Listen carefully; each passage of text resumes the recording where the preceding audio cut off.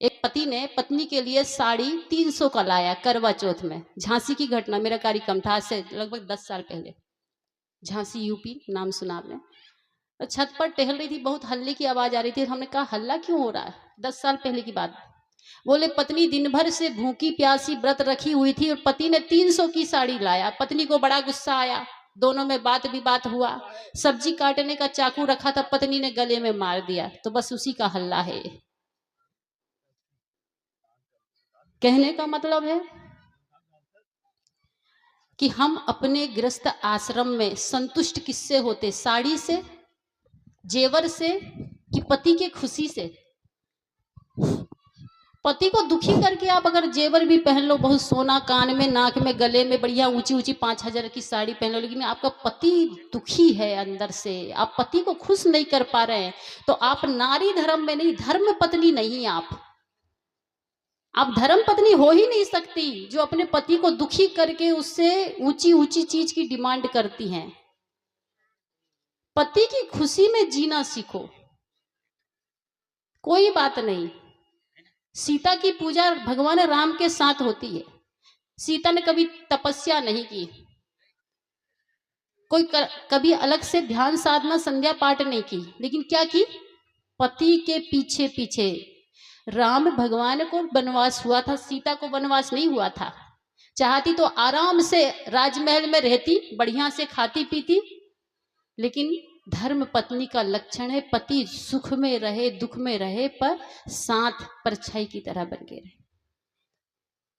आजकल कितनी पत्नियां तो अपने पति को छोड़ देती हैं। कोई अच्छा मिल गया, कोई बढ़िया मिल गया तो उसके साथ चल दिए।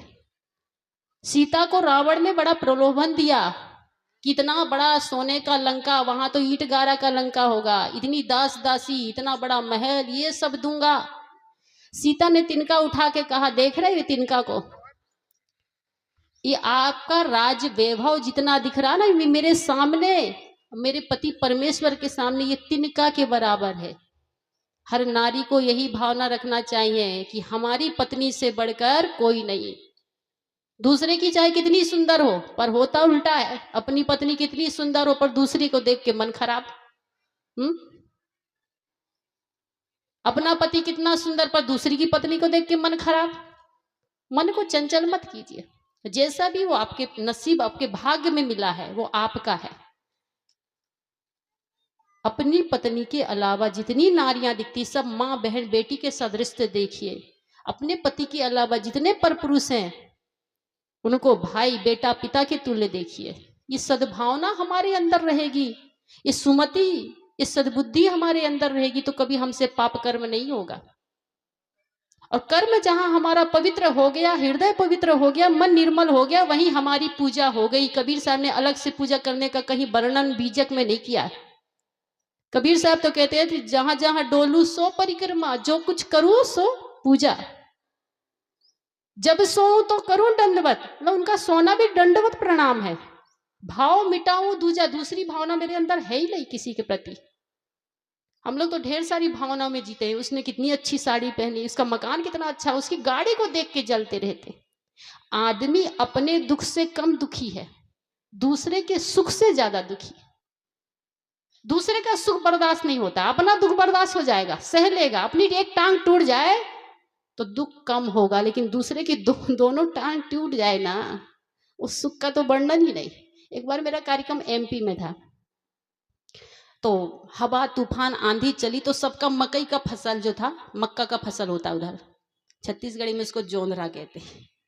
मुझे थोड़ी थोड़ी छत्तीसगढ़ी आती है, पूरी तो नहीं, लेकिन बहुत सीख गई हूँ, क्योंकि 22 साल लगभग हो गए मुझे भी छत्तीसगढ़ में रहते रहते।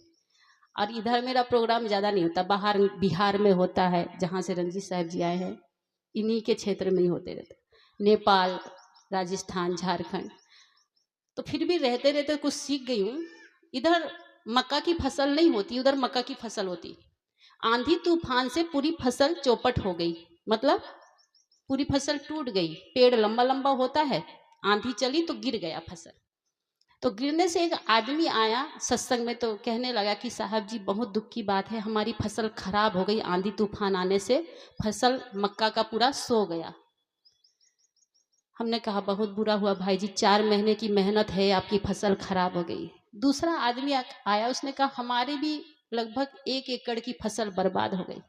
तीसरा आया, उसने कहा हमारे 1.25-2 एकड़ का फसल बर्बाद हो गया। तो जो पहले वाला था उसके चेहरे में थोड़ी खुशी दिख रही थी कि मेरा तो आधा ही एकड़ बर्बाद हुआ, उसका 1.25-2 एकड़, तब तो ठीक है हम, क्योंकि हमसे ज्यादा कोई दुखी है। हम अपने दुख को देख रहे थे, लेकिन हमसे, इसलिए एक भजन में कहा गया है अपने दुखी में रोने वालों मुस्कुराना सीख लो, दूसरों के दर्द में आंसू बहाना सीख लो। हम अपना दुख देखते हैं। एक महिला आई, रोने लगी कि मेरी सास बहुत खराब है, बहुत खराब, रोज झगड़ती। बोले दुनिया में ऐसी किसी की सास नहीं होगी इतनी खराब। हमने कहा दुनिया का सर्वे करके आई आप? अरे दुनिया को देखे ही कहा है। हमने कहा आपकी सास ने आपको घर से बाहर निकाल दिया? कहा वो तो ऐसे कर ही नहीं सकती। हमने कहा रोज मारती? बोले ऐसा भी नहीं। हमने कहा सीता की सास का पता है आपको? जब सीता की विदाई हो रही थी वनवास के लिए, तो राजी वस्त्र और आभूषण भी सीता का निकलवा ली थी। आपका कुछ सास ने छीना है? कान का, नाक का, गले का? बोले कुछ नहीं। तो हम बोले कि बहुत अच्छी सास है आपकी। आप जो शिकायत करते कि मेरा पति खराब है, मेरा सास खराब है, दुनिया के देखिए बहुत खराब। किसी किसी को अपने शरीर से भी शिकायत होती कि हो हमारा शरीर बड़ा, सिर में दर्द, कभी घुटने में, कभी दांत में, होता ना शिकायत शरीर से, कभी दर्द हो जाता है। कभी हॉस्पिटल जाके देख लीजिए। हमारा तो थोड़ा सा दर्द है, सब सलामत है, हल्का फुल्का कुछ बीमारी है, हॉस्पिटल में जाइए, ऐसे ऐसे लोग बीमार हैं, इसके बाद भी बढ़िया से जी रहे हैं। तो हम लोगों को दूसरे के दुख में आंसू बहाना, दूसरे का दुख देखकर खुशी नहीं होना चाहिए, ईर्ष्या का लक्षण है। तो मैं कह रही थी घर गृहस्थी में रहते हो, माता पिता सास ससुर की ये देन है। कबीर पंथ में देवी देवता नहीं मानते। कौन से देवी देवता? जो कागज से बना है, फैक्ट्री से बना है, कलाकार ने बनाया, मिट्टी से बना, लकड़ी से बना, पत्थर से बना, उस देवी देवता को कबीर पंथ में किस देवता को मानते हैं? देव है चैतन्य देव, देव है सही, और देव आन देव मानता। लेकिन आजकल लोग मानने लगे। बहुत कबीरपंथी घर में जाते, एक कबीरपंथी घर में गई, में एक बूढ़ी माता जी आई और कहा कि हम प्रदीप मिश्रा का प्रवचन सुनने गए थे साहब जी। हमने कहा ठीक है, सबका सुनना चाहिए, सुनना कोई खराब चीज नहीं है। कहा उन्होंने एक बहुत अच्छी बात कही। अब पूरे प्रवचन में 7 दिन के में वो एक बात अच्छी सुनी। क्या कहा? उन्होंने कहा कि 1 लोटा जल सब समस्या का हल। हमने कहा हमारे जीवन में तो बहुत समस्या, हम 1 टैंकर डाल देंगे, क्या हल हो जाएगा जी? 1 लोटा नहीं, 1 टैंकर भी डाल दीजिएगा आप तो समस्या का हल होने वाला। क्या राम भगवान नहीं जानते थे 1 लोटा का जल सब समस्या का हल? केवल प्रदीप मिश्रा जान गया, कृष्ण को नहीं पता था। 33 कोटि देवता में अगर कोई सबसे ज्यादा दुख पाने वाले भगवान हैं तो उसका नाम श्री कृष्ण है।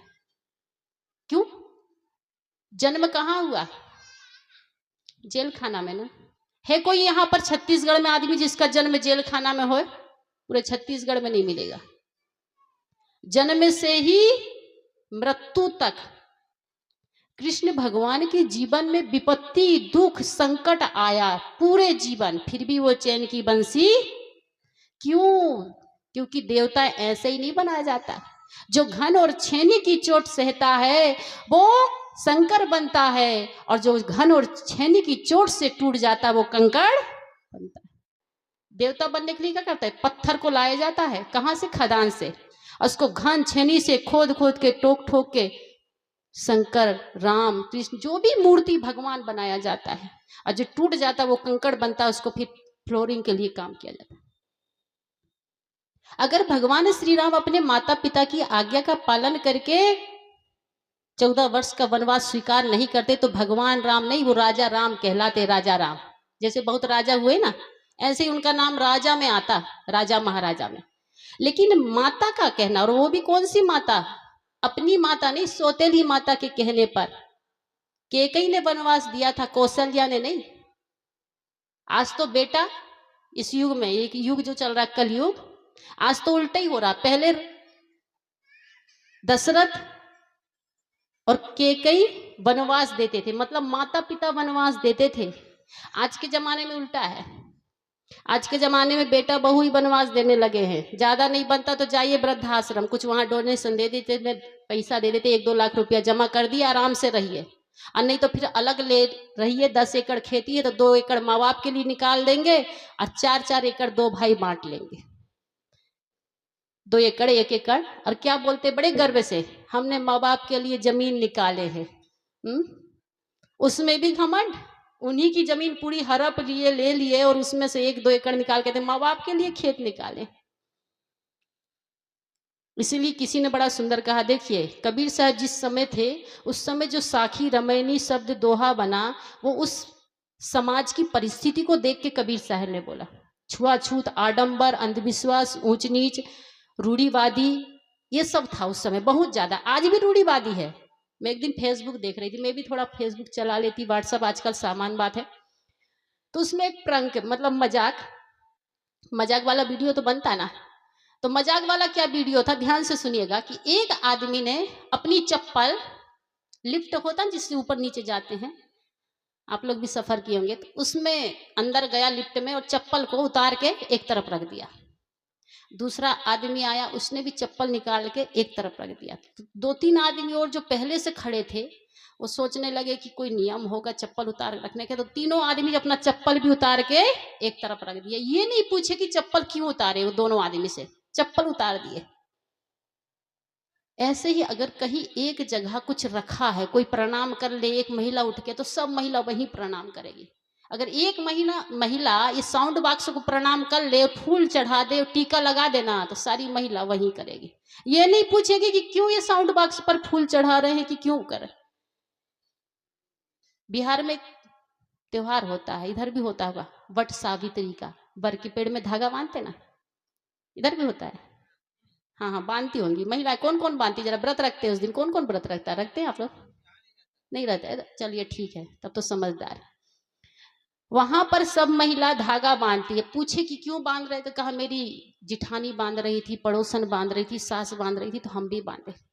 तब एक महिला से पूछे, बांधने का कोई कारण होगा? बर के पेड़ में धागा बांधते हैं, वट सावित्री की पूजा होती, बर पूजा। तो उन्होंने कहा कि देखिए, धागा बांधने से पति की लंबी आयु होती है। हमने कहा अमेरिका, चीन, जापान, ऑस्ट्रेलिया, कनाडा, लंदन, कहीं का आदमी धागा नहीं बांधता, क्या वहां के पति मर जाते जल्दी? इंडिया की महिलाएं धागा बांधती, करवा चौथ रखती। करवा चौथ क्यों रखते हैं? छन्नी में मुंह देखते हैं जी, आप लोग सब देखते हैं।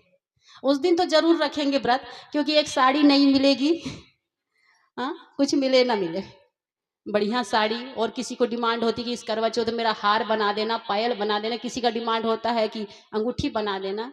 उसी दिन पूरी होती है। दिन भर मत खाओ, कोई बात नहीं, फल फूल खा लेते हैं, साबुदाना पी लेते हैं। तो महिलाएं जो करवा चौथ रखती, करवा चौथ से किसी पति की आयु बढ़ नहीं सकती। क्यों? पति अपना भाग्य, नसीब, किस्मत लेके आया, अपना प्रारब्ध किस बेटा लेके आया। बेटा के लिए आप व्रत नहीं कर सकते। अच्छा, पति की आयु लंबी होती करवा चौथ से, अब पत्नी के लिए कोई व्रत बना है जी? हिंदू धर्म में पत्नी के लिए कोई व्रत रखा जाता है? लेकिन आज भी पत्नी ऐसी बहुत हैं जो विधवा हैं, पति खत्म हो गया है, जिसके लिए व्रत रखा है तो वो खत्म हो गया है।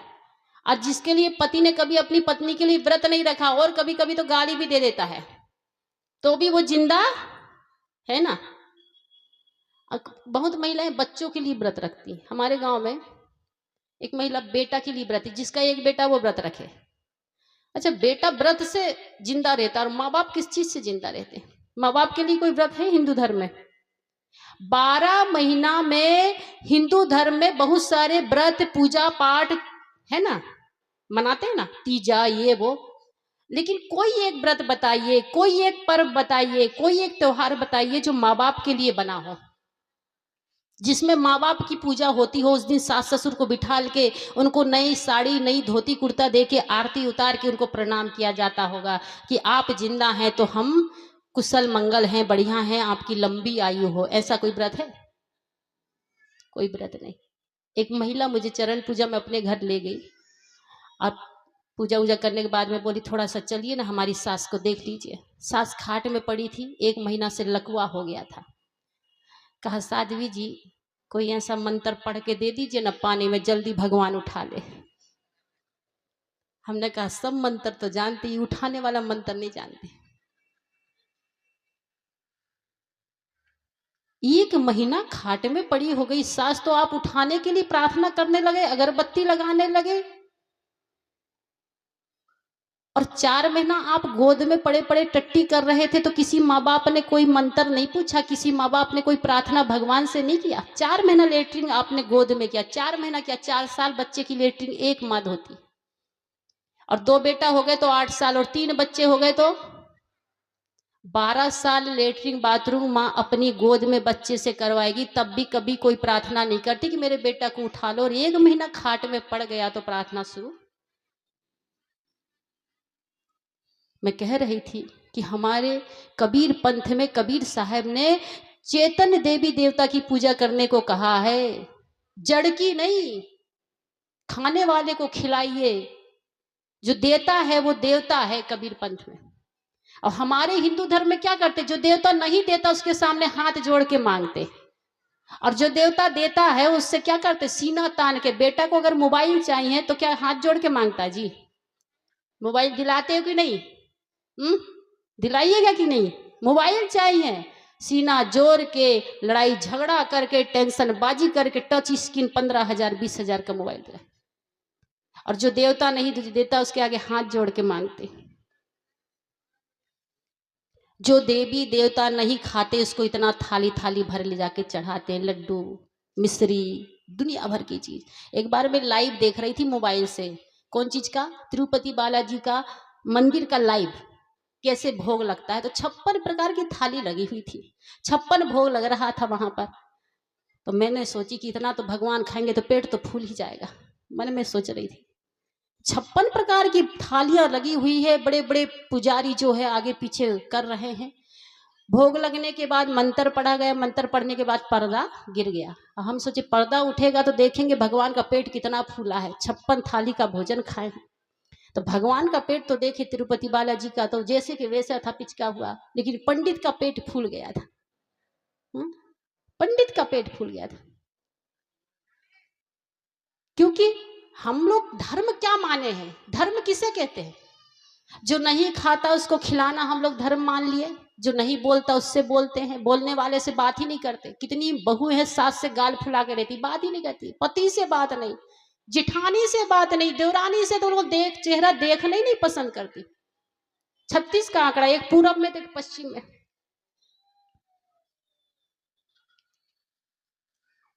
धर्म का क्या मतलब है? पर हित सरस धर्म नहीं भाई, पर पीड़ा सम नहीं अधमाई। दूसरे को दुख देना सबसे बड़ा धर्म है, दूसरे को सुख देना सबसे बड़ा धर्म है, और दूसरे को दुख देना सबसे बड़ा अधर्म है। दूसरा कौन? दूसरे को कोई दुख नहीं देता, कभी भी देखना आप, दूसरा कभी कोई किसी को दुख नहीं दे सकता, दूसरा दुख नहीं देता। तो दुख कौन देता है? दुख जो सबसे निकट होता है, दुख जो अपना होता है वही दुख देता है। कभी भी आपको जीवन में हर किसी को दुख मिला है, किसी को कम तो किसी को ज्यादा, किसी ना किसी से। तो दुख जिससे मिला है उसकी ओर देखना, जिसके आप लिए आपने बहुत अच्छा किए, जिसको आपने बहुत चाहा, बहुत उसके प्रति आपके मन में भावना, उसी से आपको दुख मिलेगा। जिसे आपने कभी नहीं चाहा, कभी नहीं माना, कभी देखा नहीं, वो कभी आपको दुख देगा ही नहीं। निकट का ही दुख देता है, कहने का मतलब दुख निकट ही होता है, दूर नहीं होता। बेटा कितना निकट होता है? बेटी से ज्यादा निकट बेटा होता है, बेटी से ज्यादा। कहते बेटी तो पराई धन है, आज नहीं कल ससुराल चली जाएगी, बेटा सब दिन रहेगा, अंतिम समय तक कंधा देकर हमारे मुख में अग्नि लगाएगा। आज तो जिंदा में आग लगा रहा, मरने के बाद लगाएगा तब लगाएगा, नहीं लगाएगा, जिंदा में आग। तो कबीर साहब जब जिंदा थे तो कबीर साहब ने कबीर पंथ में, कबीर वाणी में सिर्फ एक ही चीज कहा कि देव है चेतन देव। जो चेतन देव आत्म देव है उसको मानिए आप। कागज मिट्टी पत्थर को खिलाने पिलाने नहलाने धुलाने में महिलाएं मार्केट जाती है, तीर्थ स्थान जाती, मेला ठेला जाती है तो ढेर सारी भगवान लेके आ जाती, क्योंकि 10 रुपये में मिलते, 20 रुपये में मिलते, भगवान सबसे सस्ते। अभी फूल गोभी का भाव 60 रुपये किलो है ना जी। अब भगवान जाइए 10 रुपये का लेके आ जाइए मार्केट से, किसी भी मार्केट से, रायपुर में उरकुरई दुकान में चले जाइए आप, 10 रुपए का भगवान खरीद के लाइए।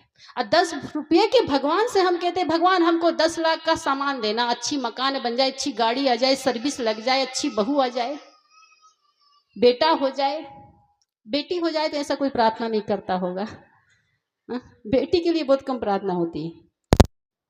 थोड़ा कर भी ले, बिहार के लोग कभी बेटी के लिए प्रार्थना नहीं करते, कारण कि वहां दहेज चलता है। एक बेटी की शादी करने में 25 लाख लगता है, 15 लाख केवल तिलक देना पड़ता। तिलक मतलब शादी के पहले सौदा होता है, 15 लाख 20 लाख कितने में। अगर शादी के पहले 15 लाख लड़का वाले के घर नहीं गया तो फिर उसको क्या होगा, बारात उसके दरवाजे में नहीं आएगी। 15-20 लाख रुपया पहले देना पड़ता है। क्योंकि 10 साल हो गए मैं बिहार में कार्यक्रम देती हूँ, 8 महीना मेरा लगभग बिहार में ही प्रोग्राम चलता है, इसलिए वहां का कल्चर से मैं ज्यादा। और छत्तीसगढ़ में देखिए मैं बिना दहेज की शादी होती है, बहुत बढ़िया बात है, अच्छी बात है कि हमारे यहाँ दहेज नहीं लिया जाता। बेटी ही सबसे बड़ा दहेज है, बेटी ही सबसे बड़ा गिफ्ट है। जो बाप सब कुछ दे सकता है लेकिन अपने बेटी को नहीं दे सकता। कोई मांग के देख ले कि बेटी दे दीजिए, बोलेगा गाड़ी ले लो, बंगला ले लो, सब दे दो, बेटी नहीं। वो बाप अपनी बेटी को देता। कन्यादान, सबदाना करना सरल है, बहुत आसान, लेकिन कन्यादान करना बहुत कठिन चीज है, बहुत बड़ा दिल चाहिए। एक माता पिता ही अनुभव करते होंगे कि बेटी को देना कितनी बड़ी बात होती।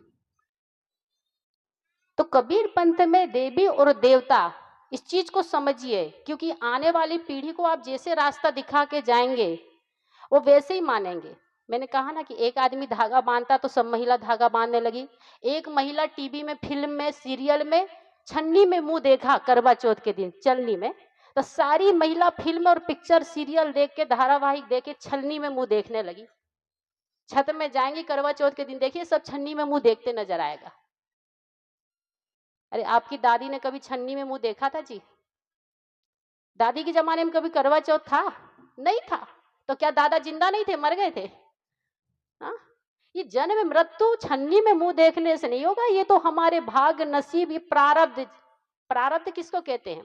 3 कर्म होते हैं, क्रियामान कर्म, संचित कर्म, प्रारब्ध कर्म। जो आप बैठ के सत्संग सुन रहे हैं ये क्रियामान कर्म है, और जो आपके अंदर संचित हो रहा है, जो सुन रहे हैं उसका रिकॉर्डिंग हो रहा है ना माइंड में, तो ये संचित है। और यही जब आप यूज करिएगा ये प्रारब्ध है।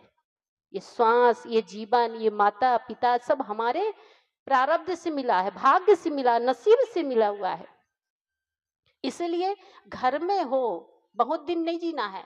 100 साल की उम्र पहले के लोग कहते थे, पर आज 100 साल भी नहीं, 80 वर्ष की एज, और 80 में भी गारंटी नहीं है। अभी पिछले साल मेरे यहाँ कार्यक्रम हुआ, मेरा आश्रम, वैसे तो हमारे संचालक महोदय अनाउंस किए कि पोटियाडी आश्रम, पहले मैं पोटियाडी आश्रम में रहती थी, 10 साल पोटियाडी आश्रम में रही। फिर मुझे बागबाहरा के पास में लक्ष्मीपुर मुनगा शेर है, वहाँ आश्रम मिल गया, तो मैं वहाँ पर रहती हूँ, अभी वहीं से आना हुआ। तो दुर्ग से, रायपुर से कुछ भक्त लोग गए सत्संग में, रायपुर से एक गाड़ी 4 व्हीलर करके 8-10 भक्त लोग गए सत्संग सुनने के लिए, हमारे आश्रम में हर साल होता है।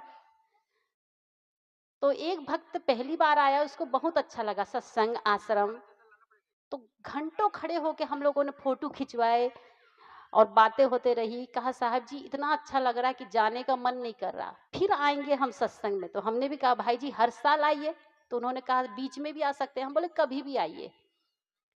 बहुत बातें हुई और रात को विदा किए हम, शाम को 7 बजे लगभग, और सुबह 6 बजे फोन आ गया कि उनका शरीर छूट गया। जीवन इतना ही क्षणभंगु। कबीर साहब कहे ना, पानी केरा बुदबुदा असमानुष की जात, देखत ही चिपक जाएगा जीवन।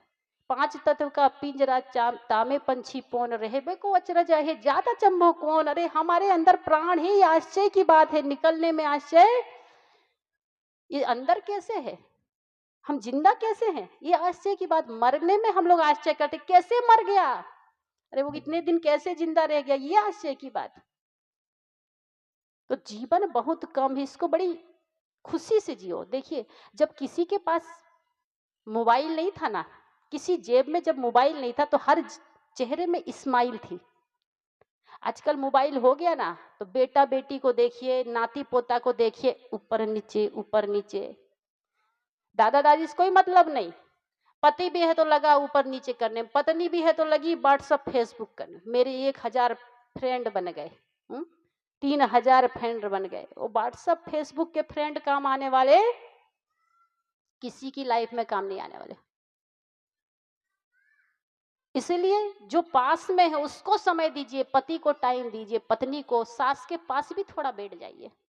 एक बूढ़ी माता जी मिली, उन्होंने कहा मैं घर में तो रहती बेटा बहू के पास में, नाती पोता भी लगता है, लेकिन वृद्धाश्रम में है। हमने बोले क्यों? कभी बहू बात नहीं करती, भोजन बन गया ला के रख दी, खाओ चाहे भूखे रहो। नाती हैं, ट्यूशन जाएंगे, स्कूल जाएंगे, खेलेंगे, इसके बाद मोबाइल में लग रहे थे। बेटा आएगा काम करके, खाना खाएगा, टीवी चालू करके समाचार देखेगा, कौन जीता कौन हारा, कहाँ क्या चल रहा है, वो भी सो जाएगा। लगता है कि किसी अजनबी के घर में रह रहे हैं, अपनापन नहीं लगता। अपनापन कब लगता था? तब नाती नतनीन गोदी में दादा दादी के चढ़े, पीठ में चढ़े, गोदी में बैठे, खेले, मुझे ये चाहिए, कहानी सुना दो। जब मोबाइल नहीं था, टीवी नहीं था, तो ये सब संभव था। और अब मोबाइल हो गया तो दादा दादी को भूल गए, माता पिता को लोग भूल गए। तो कबीर साहब जब जिंदा थे उस समय की परिस्थिति थी सबसे ज्यादा अंधविश्वास, रूढ़ीवादी, आडंबर, पाखंड, छुआछूत, ऊंच नीच की भावना। इसलिए कबीर साहब ने पूरे बीजक में इसी का वर्णन किए हैं।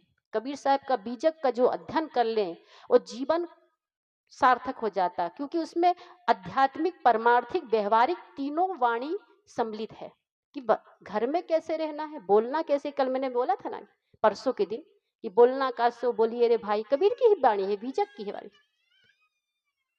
और अगर हम कबीर पंथी होके, पंथी का मतलब क्या है? राही, कबीर पंथ, कबीर के रास्ते में चलने वाला कबीर पंथी। कबीर को तो मान रहे पर कबीर की वाणी को नहीं मान रहे हैं, तो हम कबीर पंथी नहीं है। अब कबीर पंथी बन गए हैं, कंठी पहन लिए, प्रदीप मिश्रा के पीछे भाग रहे हैं, तो कहीं और भाग रहे हैं, कहाँ से मिलेगा, कहाँ से धन बढ़ेगा। कोई कछुआ लेके आ गया, कोई लक्ष्मी लेके आ गया। अमेरिका हमसे धनी देश है, आप लोगों को पता होना चाहिए। अभी हम उसके कर्जदार हैं, अमेरिका के। अमेरिका में एक लोटा जल सब समस्या का हल नहीं होता। अमेरिका में लक्ष्मी जी नहीं होती, जाके पता लगा लीजिए, कहीं लक्ष्मी जी का नाम नहीं जानेंगे, बोलेंगे कौन है लक्ष्मी जी, किस लड़की का नाम है। फिर भी अमेरिका हमसे धनी है। सरस्वती हमारी देश में है। सरस्वती कौन है? विद्या और बुद्धि की देवी। लेकिन हमसे ज्यादा जापान और चीन माइंडेड है। जापान सबसे ज्यादा, वहां तो सरस्वती नहीं है। तो बुद्धि विद्या किससे मिलती है? आपके यहाँ जो पैसा आता किससे आता है? लक्ष्मी जी की अगर आरती उतारने से कि चालीसा पढ़ने से, मेहनत करने से, कर्म करने से। दुकान बंद कर दीजिए, ड्यूटी में मत जाइए और खूब लक्ष्मी चालीसा पढ़िए, आपके पास पैसा आएगा? कभी नहीं। स्कूल मत जाइए, ट्यूशन मत जाइए, पढ़ाई मत कीजिए और सरस्वती जी की खूब आराधना कीजिए, भक्ति कीजिए, क्या आप पास हो सकते? कभी नहीं। कबीर साहब का यही सिद्धांत है कि आप जैसा करेंगे वैसा भरेंगे, अर्थात कर्म प्रधान विश्व रचिया खा, जो जिस करी तस।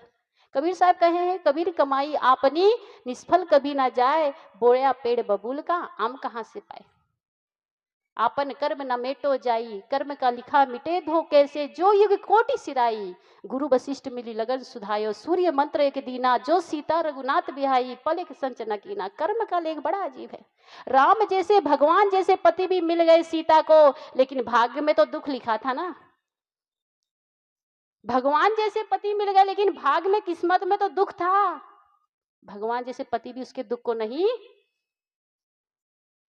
दशरथ को कौन मिला? दशरथ को भगवान जैसे पुत्र मिले, राम जैसे पुत्र मिला, लेकिन दशरथ के जीवन में भी दुख था ना, क्योंकि उसने श्रवण को बाण से मारा था। तो क्या श्राप मिला था कि तुम भी बेटा के वियोग में दुख पाओगे?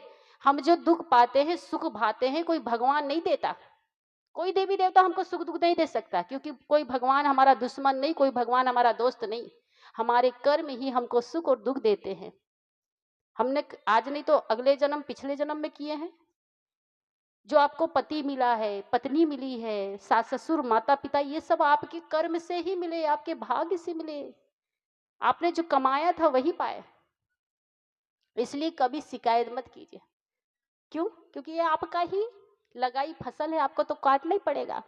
तुलसी यह तन खेत है, तन मन बचन किसान, पाप पुण्य दोई बीज है, बुए सो लुए निधान। अभी आपने धान की फसल काटी, बेच भी दिए, और फिर किसी ने गेहूं बो दिया, किसी ने लाखड़ी बो दिया, किसी ने चना बो दिया, फिर किसी ने धान ही बो दिया। अब धान वाला सोचे कि हमको चना में फायदा है, भगवान हम पूजा कराएंगे, सत्संग कराएंगे, चौका आरती करा देंगे, धान की फसल चेंज होके चना की फसल बन जाए तो हो सकती चेंज? जिस प्रकार से ये धान की फसल चना की फसल नहीं बन सकती, वैसे ही हमारा पाप कर्म पुण्य कर्म नहीं बदल सकता। इतना है कि जैसे वाल्मीकि रत्नाकर पापी थे, लेकिन पापी के नाम से नहीं, उन्होंने कर्म इतना अच्छा किए कि संत के नाम से विख्यात हो गया।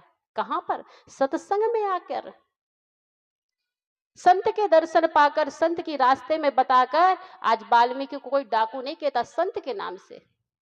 ऐसे ही हमने जितना पाप कर्म किए, लेकिन अगर हम आज अच्छी लगन से, श्रद्धा से, भक्ति से गुरु भक्ति करेंगे, सत्संग करेंगे, अच्छे कर्म करेंगे, तो पुराने पाप हमारे नष्ट हो जाएंगे। कहा गया है कि गुरु भक्ति कर देते हैं सकल पाप को नाश, जैसे चिंगी आगी पड़ी पुरानी घास।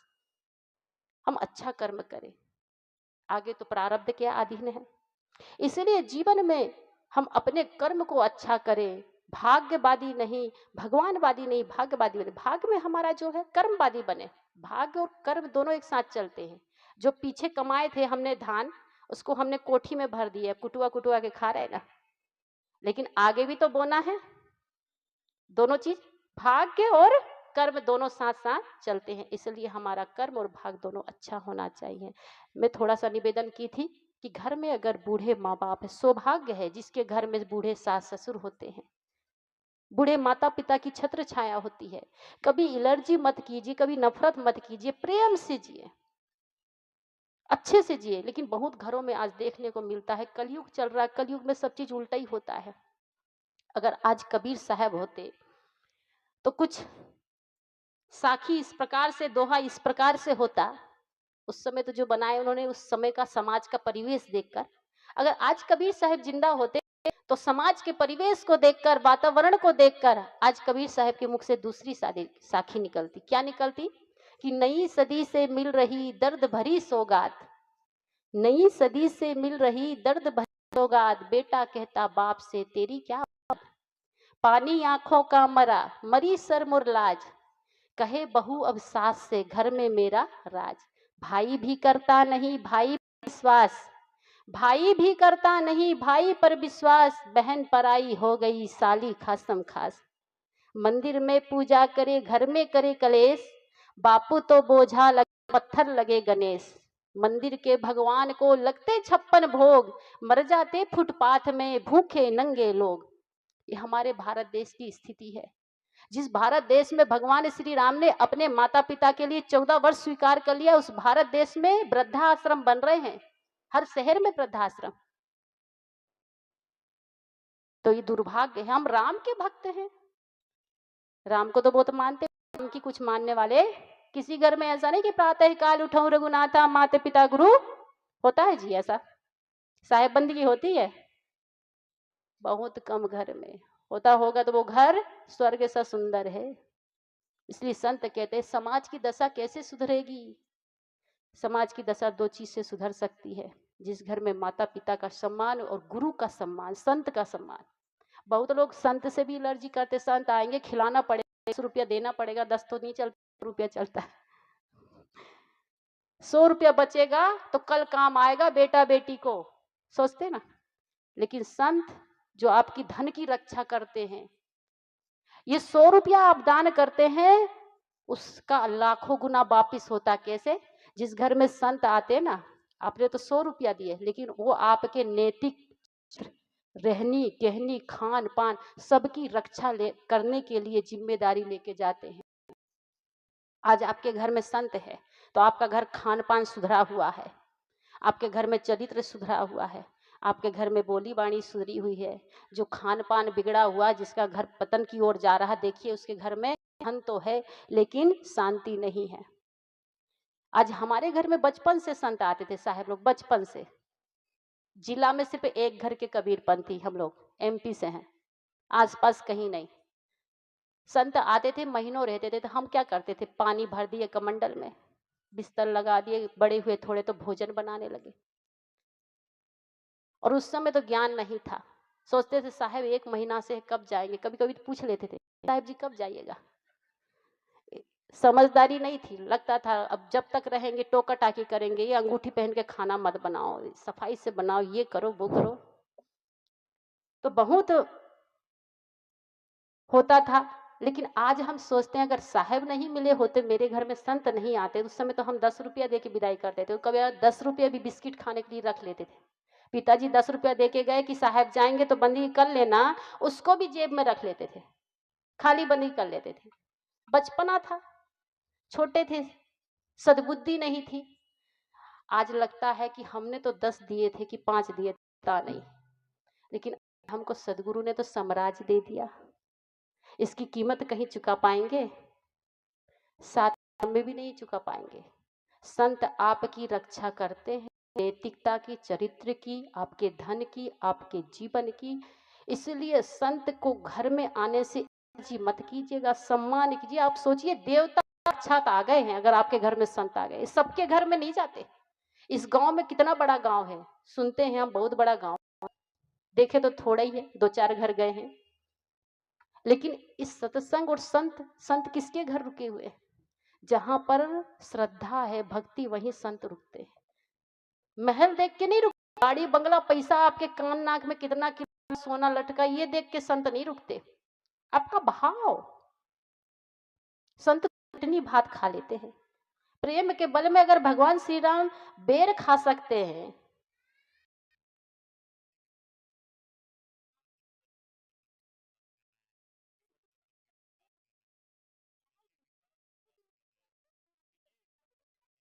में कितनी श्रद्धा है कितनी नहीं है। इसलिए मैंने कुछ निवेदन किया कि माता पिता सबसे बड़े देवी देवता हैं। मातृदेव भव, पितृदेव भव, आचार्य भव, अतिथि देव भव। ये 4 देवी देवता को कभी भी उपेक्षा मत कीजिए। जो नारी देवी देवता का सम्मान करती है, उसके घर में धन बल यश लक्ष्मी सब प्राप्त होता है। और जो नारी ये 4 से एलर्जी करती है, नफरत करती है, उसके घर से चारों चीज चला जाता है, दुख दुख दुख ही रहता है। इसलिए आप लोग तो की सेवा, माता पिता का जो बन सके भोजन पानी मीठी वाणी से सेवा कीजिएगा। पति के साथ सुंदर व्यवहार, पत्नी के साथ सुंदर व्यवहार, बच्चों में अच्छा संस्कार बढ़े, ऐसा कुछ संतों को बुलाकर साल में, महीने में, 6 महीने में घर में चरण पढ़ते रहना चाहिए, ताकि आपके घर से जो नेगेटिव ऊर्जा है वो समाप्त होते जाए और जो पॉजिटिव ऊर्जा है वो आपके घर में आते जाए। बहुत बहुत धन्यवाद है आयोजक समिति को, संचालक महोदय को कि आज मुझे बहुत सारा टाइम दे दिए और आगे मुझे जाना है। इसलिए आप सभी से विदाई लेते हुए धन्यवाद देते हुए और एक बात और कहूंगी। बहुत लोग ये कहते क्या करें, हमारी तबीयत ठीक नहीं है तो सत्संग में नहीं जा पाते, सेवा नहीं कर पाते। बहुत लोग अपने जीवन से शिकायत करते, पैसा होती तो दान कर देते, पैसा नहीं है। लेकिन यहाँ आके मुझे एक शिक्षा मिली कि हमारे ओमंत बाबू जो यहाँ पर, ओमंत भाई जी, उनका दोनों किडनी खराब हो गया है।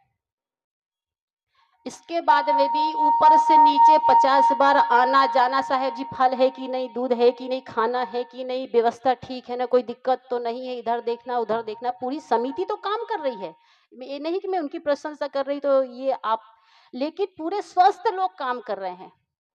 वो परसों हॉस्पिटल से आए। जब मैं फ़ोन की कि मुझे रिसीव करने के लिए कोई रायपुर आइए, पहले मैं तो देखी नहीं यहाँ, तो वो हॉस्पिटल से आए कि यहाँ रुकना है, हड़बड़-हड़बड़ व्यवस्था किए, तो मुझे बड़ा दुःख लगा कि देखिए, हम लोगों को आ रहे हैं और वो हॉस्पिटल से अपना चेकअप करके अपना इलाज करवा के आ रहे हैं। आने के बाद उन्होंने बताया कि दोनों किडनी हमारा खराब हो गया है। आदमी को थोड़ा-सा सिर में दर्द हो जाए तो आदमी बिस्तर में लेट जाता है, वो सत्संग में नहीं जाएँगे, सेवा नहीं करेंगे, मन उदास हो जाता है। लेकिन चेहरा में चारों दिन किसी को पता ही नहीं चलेगा कि उनका किडनी खराब हो चुका है। चारों दिन तन मन धन से इतनी लगन से, सदगुरु से हम यही प्रार्थना करेंगे कि वो स्वस्थ रहें, सुखी रहें और अच्छी जिंदगी जिए, भी जिए, बहुत अच्छी जिंदगी जिए। इन्हीं शुभकामनाओं के साथ में उनको बहुत बहुत आशीर्वाद, धन्यवाद, साधुवाद है उनकी फैमिली को, उनके परिवार, पत्नी, उनके बेटी को तो नहीं है, बेटा, और जितना आयोजक समिति है, हम लोगों से जो भूल हुई होगी तो माफ़ करेंगे। और फिर कभी सेवा का मौका मिलेगा तो आप लोगों के बीच में मैं ज़रूर आऊँगी। आप लोगों को सभी को धन्यवाद देते हुए मैं अपनी वाणी को विराम देती हूँ। बोलिए सद्गुरु देव की जय। बोले विंदनी सदगुरु कबीर साहेब की जय।